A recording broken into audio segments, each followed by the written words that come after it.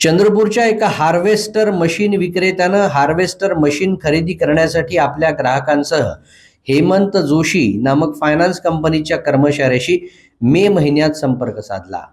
त्यानुसार हेमंत जोशी यांनी 2 ग्राहकांच्या प्रत्यक्ष घरी भेट देत कर्ज ॲग्रीमेंटसह विविध कागदपत्र तयार केली. काहीच दिवसात 15 लाखांच्या कर्जासाठी 4,46,000 रुपये भरावे लागतील असं सांगत पूनावाला फिनकॉर्पच्या जनरल मॅनेजरचा खाते क्रमांक कळवत रक्कम वळती करण्यास सांगितलं. रक्कम वळती झाल्यावर वाहन डिलिव्हरी प्रमाणपत्र व कर्ज मंजुरी पत्र देखील पाठवलं गेलं. मात्र यानंतर हेमंत जोशी यांचा नंबर सतत बंद राहिला. शंका आल्यानं नागपूरच्या पूनावालाच्या कार्यालयात जाऊन चौकशी केली असता अशा नावाचा कुणीही कर्मचारी नसल्याचं निष्पन्न झालं.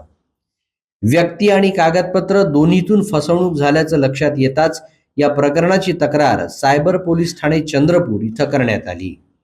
सायबर पोलिसांनी केलेल्या तांत्रिक विश्लेषणाच्या कारवाईत हा इसम विनोद शांताराम गडाख पाटील 44 वर्ष असल्याचं निष्पन्न झालं. तो पुण्यातील बाणेर जवळच्या मोहननगर येथील पॉश सोसायटीत फ्लॅटमध्ये वास्तव्याला असल्याचं कळलं.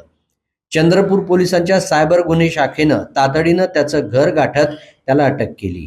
त्यातून धक्कादायक माहिती पुढे आली. केवळ महाराष्ट्रच नव्हे तर गुजरात, उत्तर प्रदेश, मध्य प्रदेश व इतर राज्यातूनही या भामट्यानं अशाच पद्धतीनं आर्थिक फसवणूक केल्याचं उघड झालं.